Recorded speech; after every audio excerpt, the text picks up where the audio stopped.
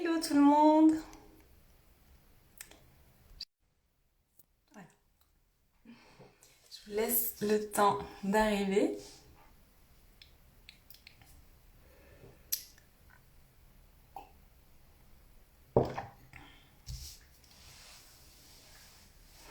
Donc, je voulais vous faire ce petit live aujourd'hui pour vous parler en fait de l'effet yo-yo qu'on peut faire avec son poids. Et comme je vous disais hier en story, en préparant ce live, bon, je savais à peu près déjà ce que j'allais dire. Coucou Laetitia! Mais donc j'ai voulu chercher un petit peu sur internet ce qui était dit sur le fameux effet yo-yo avec son poids, enfin avec le poids. Et donc je suis tombée sur des trucs qui étaient quand même, enfin je trouve assez aberrants. Du coup, j'ai voulu un peu vous partager ces trois conseils entre guillemets et vous partager moi ma vision de la chose sur ces conseils qui sont donnés. Donc déjà, l'effet yo-yo, c'est quoi? C'est quand vous reprenez tout le poids que vous avez perdu, si ce n'est plus, après un régime. C'est un phénomène qui est normal, parce que quand vous êtes dans une phase de restriction, vous envoyez en fait un message à votre corps qui, vous lui dites en fait, attention là je suis en train de te mettre dans un état de famine, et votre corps se souvient en fait de cet état de famine, et une fois que vous allez remanger normalement, il va se dire non mais là je vais faire des réserves parce qu'on sait jamais si elle me remet dans cet état de famine. Moi je veux pas revivre ça, donc faisons des réserves. Donc c'est pour ça que quand vous faites des régimes vraiment trop drastiques, vous reprenez tout le poids perdu si ce n'est plus.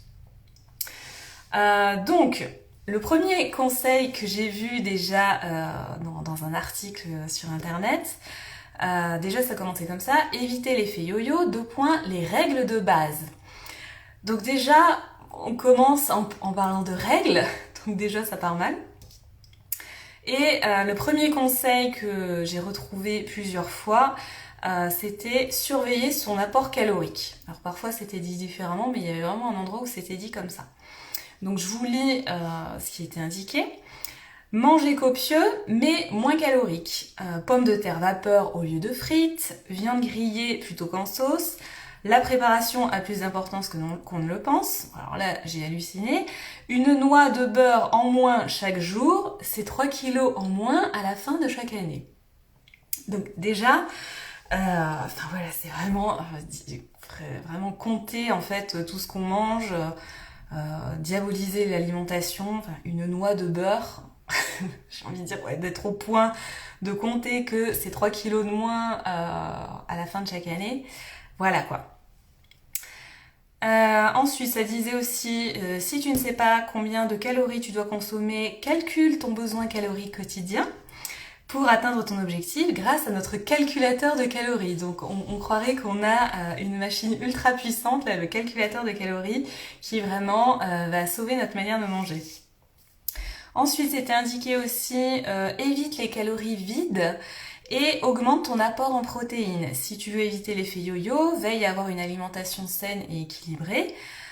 Les calories vides, telles que le pain blanc, les limonades, les repas déjà près du commerce, ne devraient pas figurer dans ton plan nutritionnel. Voilà. Ce genre de choses qui est marqué.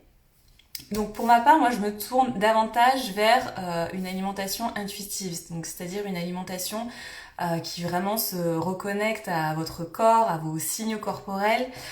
Et quand on compte les calories, en fait, mais on se déconnecte complètement de soi et on intellectualise en fait notre manière de manger et on devient un véritable comptable de notre alimentation. Et quand on compte les calories ou même les points, c'est un peu la même chose, on va se dire oui mais là donc j'ai droit à tant de nombre de calories, j'ai droit à tant de nombre de points. Donc on va se dire que même si on n'en a pas forcément envie ou besoin, on va quand même consommer ce nombre de calories. Et si on n'en a pas forcément besoin, mais qu'on en a quand même envie, enfin on se dit non mais je vais pas quand même moins manger que ce à quoi j'ai droit, parce que ça serait dommage quand même vu que demain je vais me priver. Donc on est vraiment complètement déconnecté de ces signaux corporels. Sauf que globalement, en fait, si on fait une moyenne, ok, on va consommer un nombre de calories moyen par journée, effectivement c'est une moyenne, mais d'un jour sur l'autre, ce besoin en calories, il change en fait. Et il y a des jours où vous allez avoir une faim gargantuesque, et puis il y a d'autres jours où non, vous n'allez pas avoir plus d'appétit que ça en fait. Donc les calories, c'est vraiment quelque chose plutôt à éviter. Et si je prends l'exemple des points du coup avec Weight Watchers, on a droit donc à un certain nombre de points et c'est tout un programme où dans l'alimentation, certains aliments valent 0 points, d'autres valent peu de points, comme alors les 0 points je crois que c'est les légumes, peu de points je pense au yaourt mais c'est peut-être peu de points ou 0 points, bon bref je sais plus mais bon vous voyez l'idée. Donc on va avoir tendance à surconsommer ce genre d'aliments qui sont à 0 point ou à faible point, mais au final on va pas vraiment être satisfaite de notre alimentation, parce que si on a envie de chocolat, c'est pas en mangeant 1 kilo de haricots verts que ça va satisfaire notre envie de chocolat. Donc vraiment, détachez-vous de toute donnée chiffrée en fait quand vous mangez, que ce soit un nombre de calories ou même le chiffre indiqué sur la balance, parce que ça conditionne vraiment votre manière de manger et vous déconnectez complètement de vos signaux corporels quand vous vous attachez à ce type de données en fait. Donc voilà pour ce premier conseil qu'on voit souvent, hein, c'est vraiment de manger en fonction d'un nombre de calories. Mangez plutôt en fonction de ce que vous ressentez vous et de vos envies, tout simplement. Le deuxième conseil que j'ai pu lire, c'était s'autoriser des moments de plaisir. Alors vous allez me dire, oui mais non mais ça c'est pas un mauvais conseil. Je suis d'accord, mais c'est la manière dont c'est dit et je trouve que c'est encore... moi ça ne me convient pas. Donc c'était noté, mettre en place une alimentation plus saine ne veut pas dire renoncer à tous les plaisirs. Il faut simplement savoir les limiter et les modérer. Choisir les moments et les occasions pendant lesquels vous vous autoriserez à craquer. Vous ne vous voyez pas renoncer à l'anniversaire de votre conjoint ou à la bûche de Noël, c'est bien normal. Ce sont de vrais moments de plaisir et de partage. En revanche, piocher dans le paquet de gâteaux qui traîne sur le bureau n'est peut-être pas une nécessité. Réfléchissez au moment qui vous procure le plus de plaisir et autorisez-vous des petits plaisirs en fonction de cela. Voilà. Alors, je vous le dis, vous n'avez pas à faire de choix dans vos moments de plaisir. Le plaisir, c'est vraiment la clé dans l'alimentation. Pourquoi vous auriez le droit de ressentir du plaisir uniquement en mangeant votre bûche de Noël et pourquoi vous n'auriez pas le droit de manger ce paquet de gâteaux qui traîne sur votre bureau? J'ai envie de dire, manger le paquet de gâteaux qui traîne sur votre bureau, pourquoi ça peut être une nécessité? Parce que vous avez faim, parce que vous en avez tout simplement envie, peut-être que vous n'avez pas faim mais vous en avez envie. Peut-être parce que vous savez que vous allez manger plus tard dans la journée et que pour éviter d'avoir trop faim, vous anticipez et vous mangez ces gâteaux. Donc non, en fait, il n'y a pas besoin de choisir des moments de plaisir. Et la manière dont c'est dit, en plus, ça diabolise encore une fois l'alimentation. Choisir les moments et les occasions pendant lesquels vous vous autorisez à craquer. Mais en fait, dans l'alimentation, il ne devrait même pas y avoir besoin de craquer. Si vous craquez, c'est dû à la restriction que vous vous imposez. C'est ça en fait qui engendre les craquages alimentaires parce que vous vous privez. La privation crée l'attrait. Et c'est comme si je vous dis, surtout ne pensez pas à un éléphant rose. Forcément, la première chose qui vous vient à l'esprit, c'est un éléphant rose. Donc, vous allez forcément y penser. Donc pour la nourriture, c'est pareil. Plus vous vous direz non, il faut pas que je mange de chocolat, de chips, de gâteaux, plus vous y penserez toute la journée, plus vous aurez envie d'en manger et plus vous craquerez sur ce genre d'aliments. Donc vous allez peut-être me dire, oui mais moi si je pioche dans le paquet de gâteaux, je peux pas m'arrêter à un gâteau, je mange le paquet entier. Ça c'est quelque chose que j'entends souvent, mais j'ai envie de vous demander quelle est la pensée qui se cache derrière le fait de manger ce paquet de gâteaux. Ou ce gâteau du moins, si vous voulez manger qu'un seul gâteau, si en premier vous voulez manger qu'un seul gâteau.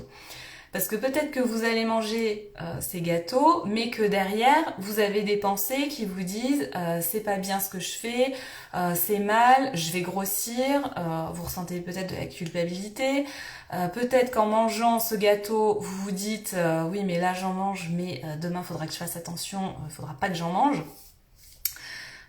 Donc forcément quand on se dit ça, faut pas que je mange de gâteau, vous vous mettez inconsciemment dans un état de privation.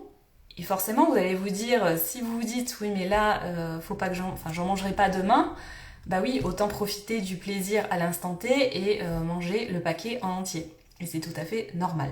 Alors que si vous vous accordez du plaisir vraiment quotidiennement dans votre alimentation, vous n'aurez pas tous ces craquages alimentaires. Et moi qui suis donc une grande fan de chocolat, pourquoi j'ai jamais mangé une tablette entière de chocolat? Parce que j'en mange tous les jours. Et j'en mange, alors je calculais l'autre fois, je pense que je mange au moins 2 à 6 carrés par jour, ce qui est quand même pas mal. Mais c'est ce qui me permet, enfin le fait d'en manger tous les jours, bah non, je ressens pas le besoin de manger une tablette d'un coup. Et je pense que le plaisir est d'autant plus ressenti quand on mange régulièrement que si on mange une tablette d'un coup, complètement. Donc voilà pour cette notion de plaisir dans l'alimentation, et ça c'est vraiment quelque chose que je travaille dans mes accompagnements, remettre du plaisir dans votre manière de manger, parce que c'est ça qui vous aidera à avoir un rapport serein avec la nourriture. Le troisième conseil que j'ai pu voir, c'est, alors ça je l'ai vu vraiment mais partout, bouger plus. Alors pareil, vous allez me dire, oui non mais bouger plus, c'est pas un mauvais conseil. Effectivement, c'est pas un mauvais conseil, mais c'est toujours pareil, c'est la manière dont c'est dit. Donc je vous lis quelques extraits. La première chose à faire est de bouger plus. Inutile de se lancer dans un régime draconien sans adapter son niveau d'activité physique. Les résultats ne seront pas durables. Au contraire, la nutritionniste recommande de manger la même chose qu'à son habitude, mais en plus petite quantité, et de faire un peu de sport chaque jour pour augmenter ses dépenses énergétiques. Donc non seulement vous faites du sport, vous mangez moins, je pense que c'est fort probable que vous vous sentiez fatigué du coup. Ensuite, j'ai pu lire 3 à 4 séances de sport par semaine sont recommandées pour brûler des calories supplémentaires. Tu peux trouver ici de quoi te créer un plan d'entraînement. Un entraînement sain et régulier avec des pauses appropriées peut contrecarrer l'effet yo-yo. L'exercice régulier et le sport permettent de brûler plus facilement des calories pour perdre du poids supplémentaire et stimuler le métabolisme. Voilà ce que j'ai pu lire sur le fait de faire du sport. Donc ici, moi ce qui me dérange, c'est que le fait de faire du sport est valorisé dans le fait de brûler des calories. On est toujours dans cette optique-là. Dans les 3 exemples que je vous ai cités, le but principal, c'est vraiment de brûler des calories. Et je trouve ça vraiment réducteur en fait de réduire le sport à juste ça en fait, à brûler des calories, alors qu'il y a tellement d'autres bénéfices que peut apporter le sport. C'est vraiment, voilà, c'est bon effectivement pour notre santé de manière générale, pour les maladies cardiovasculaires, c'est quand même prouvé qu'il y a d'autres bénéfices. Et là, c'est toujours faire du sport dans le but de brûler des calories, faire du sport dans le but de maigrir. Donc encore une fois, la minceur est valorisée. Donc on a l'impression que si on n'est pas mince, notre vie va être ratée. Donc c'est ça qui me dérange dans ce contexte-là. Et ça peut devenir assez... comme certains aliments deviennent diabolisés, parfois on n'en peut plus de manger certains aliments, comme par exemple, j'entends souvent des femmes qui disent qu'elles en peuvent plus de manger des yaourts, parce que c'est le truc qui est souvent autorisé. Par exemple avec le régime Dukan, ça a été aussi très valorisé, très autorisé, vu que c'était des protéines. Donc il y en a certaines qui en peuvent plus en fait de manger des yaourts. Le sport c'est pareil. Si déjà à la base vous n'êtes pas super sportive et que vous avez toujours fait du sport dans un but de maigrir, c'est normal en fait que vous soyez pas super motivé à faire du sport. Et j'ai envie en fait de vous donner une autre optique dans l'idée de faire du sport. Et si vous faisiez du sport juste parce que vous en avez envie, si vous faisiez du sport juste parce que vous savez que ça vous donne du peps, et si vous faisiez du sport juste parce que vous savez que ça vous fait du bien, parce que peut-être que vous êtes resté assise derrière votre bureau toute la journée et que vous avez juste envie de bouger vos fesses. Voilà, enfin, il y a tellement d'autres dimensions, d'autres dynamiques à donner au sport que c'est vraiment dommage de le réduire à juste brûler des calories parce que ça peut vraiment être autre chose. Et quand vous avez cette autre dynamique de vouloir bouger juste pour le fait de bouger, bah là oui, vous avez plus envie de bouger et pas être sans cesse dans l'attente d'un résultat, de se dire, et ça en plus je l'ai fait, de me peser avant d'aller faire du sport et de me peser après être revenu du sport.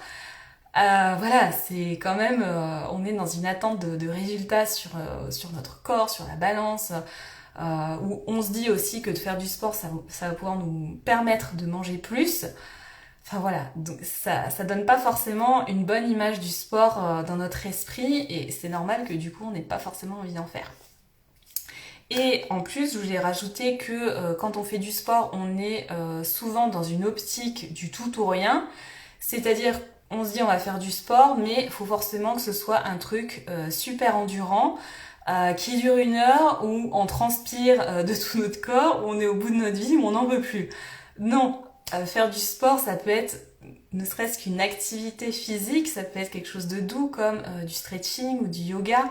L'essentiel, c'est que vous ressentiez que ça vous fait du bien à vous et du bien à votre corps, tout simplement. Donc voilà ce que je voulais vous dire pour ces 3 conseils que j'ai pu voir sur internet, et voilà, je voulais vous partager un petit peu ma vision de la chose. Donc comme je vous disais hier en story, j'ouvre 3 places pour un accompagnement individuel avec moi en coaching, du coup en one-to-one, dans le but de vous aider à faire la paix avec la nourriture, du coup, à abandonner cette mentalité de régime, à vraiment arrêter de diaboliser l'alimentation, de diaboliser certaines catégories d'aliments, et de remettre vraiment du plaisir dans vos repas en fait, mais aussi dans votre vie quotidienne, parce que pour moi, notre relation à la nourriture est aussi liée à notre vie quotidienne. Et si vous trouvez que vous avez une vie qui est bof, bah oui, vous serez peut-être amené effectivement à mettre du plaisir dans votre vie via la nourriture. Donc je vous ai dit que j'ouvrais 3 places, mais en fait il en reste déjà plus que 2 parce que j'ai déjà une cliente qui a réservé sa place pour un coaching.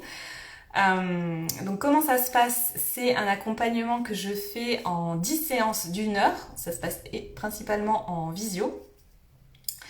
Et je travaille au travers en fait de 2 méthodes. Donc là je vous ai un petit peu présenté mon approche à travers les 3 conseils que j'ai développés. La première méthode, c'est le principe de l'alimentation intuitive, et la deuxième méthode, c'est via le système de nos pensées. Donc déjà, l'alimentation intuitive, qu'est-ce que c'est? C'est un concept, si je peux dire ça, qui a été inventé par 2 diététiciennes américaines, Elise Reich et Evelyn Tribble, qui en fait étaient lassées de voir revenir leurs patients, qui du coup, en tant que diététicienne, prescrivaient des régimes à leurs patients. Mais elle constatait que plusieurs mois après, ou 1 an, 2 ans après, ces patients revenaient à leur cabinet en ayant repris tous les kilos perdus, si ce n'est plus. Donc elles étaient bien obligées de constater que leur méthode n'était pas forcément apportait pas forcément de super résultats. Elles ont donc inventé ce concept d'alimentation intuitive qui tourne en fait autour de 10 principes, avec notamment le fait d'honorer sa faim, le fait de respecter sa satiété, le fait d'abandonner la mentalité de régime, le fait d'honorer son corps, de se donner une permission inconditionnelle de manger. Enfin, je vous dis pas forcément tous les principes dans l'ordre, donc il y a une dizaine de principes, je les ai pas tous retenus, mais au-delà d'un programme d'alimentation, pour moi, c'est vraiment un programme de développement personnel en fait autour de ces repas et autour de l'alimentation. Donc c'est vraiment ça mon approche. l'approche que j'utilise et donc je suis pas forcément strictement les 10 principes qui sont énoncés, mais en tout cas je travaille autour de cette approche. Mon but c'est vraiment de vous reconnecter à vous, à votre corps, de faire une introspection sur soi-même pour comprendre et pour voir ce qui vous convient le mieux en fait, au travers de différentes expériences. Oui, et je voulais aussi insister là-dessus, c'est vraiment aussi un process qui met la perte de poids au second plan, parce que si la perte de poids et l'aspect nutrition restent au centre de vos préoccupations, vous serez toujours dans cette mentalité de régime, à vouloir catégoriser des aliments, à vouloir vous priver, et il y aura toujours ces fameux craquages alimentaires. Donc je précise bien que c'est pas un programme où je vous dis qu'il faut manger 100 grammes de légumes, tant de grammes de féculents, etc. Il n'y a pas du tout de plan alimentaire. C'est plutôt des expériences sur éventuellement ce que vous pouvez essayer de manger, pour et voir en fait ce que ça donne quand vous mangez par exemple telle association de glucides et de protéines, de voir ce que vous ressentez, est-ce que ça vous fait plaisir, est-ce que vous avez faim plus tôt ou plus tard que si vous mangez tel ou tel autre repas. Donc c'est vraiment des expériences qu'on fait en fait avec l'alimentation. Mais voilà, la perte de poids n'est vraiment pas le principal, le principal objectif de mon accompagnement. Donc ça, c'est pour la partie alimentation intuitive. Et l'autre process que j'utilise, c'est vraiment de travailler sur notre système de pensée. Peut-être que si vous me suivez, vous avez pu constater que je dis souvent ça, nos pensées sont vraiment créatrices de notre réalité. Donc si vous pensez que par exemple le gras et le sucre c'est mauvais, forcément en termes d'émotion vous allez peut-être vous sentir stressé dès que vous allez manger gras et sucré. En termes d'action, soit vous n'allez pas en manger mais vous allez peut-être vous sentir frustré, soit vous allez en manger mais vous allez culpabiliser, soit vous allez en manger mais à outrance, en excès. Et donc, en termes de résultats, vous ressortez de votre repas déçu, frustré, en train de culpabiliser. Enfin bref, c'est pas un repas forcément qui vous convient. Donc mon but, c'est vraiment de vous aider à adopter d'autres pensées vis-à-vis de la nourriture, d'autres pensées plus aidantes, qui vous aideront à faire la paix du coup avec la nourriture et avec votre assiette, et à remettre vraiment cette notion de plaisir dans votre manière de manger. Plaisir que souvent on met de côté en fait parce que, comme je vous disais au début de ce live, on remet vraiment notre manière de manger à des règles alimentaires en délaissant vraiment le côté plaisir et nos sensations corporelles. Donc le but, oui, c'est vraiment de vous faire prendre conscience de l'histoire que vous vous racontez dans votre tête à propos de l'alimentation et de vous faire prendre conscience du coup de la réalité que ça vous crée au niveau de votre assiette. Voilà ce que je voulais vous dire. Donc oui, on travaille sur vos croyances à propos de la nourriture, mais aussi à propos de vous-même. Parce que souvent, quand on commence un régime, c'est souvent lié à une insatisfaction corporelle. Donc mon but, c'est vraiment de vous aider à replacer l'image corporelle au second plan et à voir aussi l'histoire que vous racontez dans votre tête à propos de vous. Est-ce que vous avez vraiment une bonne estime de vous-même ? Parce que toute votre valeur en fait ne passe pas essentiellement par votre physique. Vous avez vraiment autre chose. Et donc mon but c'est de vous faire prendre conscience de votre vraie valeur et vraiment de baisser votre charge mentale sur la nourriture en fait. Parce que ça peut vraiment devenir une charge mentale hein, quand on pense à ce qu'on devrait manger ou ne devrait pas manger tout au long de la journée. En fait, on n'a plus de place pour penser à des choses beaucoup plus intéressantes, quoi. Donc moi, j'ai vraiment envie que vous fassiez de la place, que la nourriture passe au second plan et que vous puissiez penser, par exemple, à comment vous allez décorer votre maison pour Noël, où vous allez partir prochainement en vacances, quel va être votre prochain job, si celui-ci ne vous convient pas actuellement, enfin voilà, que vraiment vous soyez créatrice de votre vie et que vous rapprochiez de la vie de vos rêves plutôt que de penser sans arrêt à la nourriture. Voilà. Donc voilà le principe de mon accompagnement, c'est vraiment oui, changer sa vision sur la nourriture et sur votre vie de manière générale. Et que la nourriture devienne vraiment quelque chose de secondaire dans votre vie et pas que vous y pensiez tout au long de la journée. Voilà. Donc si vous êtes intéressé par cet accompagnement individuel, n'hésitez pas à me contacter en message privé. J'ouvre les inscriptions jusqu'à dimanche soir. Donc vous pouvez réserver votre appel découverte. Ce sera l'occasion du coup de faire connaissance, moi que je prenne connaissance un petit peu plus de votre histoire, de votre historique avec les régimes, de votre rapport avec l'alimentation. Donc n'hésitez pas à m'envoyer un message pour réserver cet appel découverte. Encore une fois, donc j'ouvre 3 places, il y a déjà une place qui est prise, donc il ne reste plus que 2 places. Donc voilà, donc n'hésitez pas à venir me voir aussi en message si vous voulez plus de détails sur l'accompagnement, je reste disponible. Voilà. Sur ce, je vous souhaite une bonne journée et un bon week-end et je vous dis à très vite. Ciao!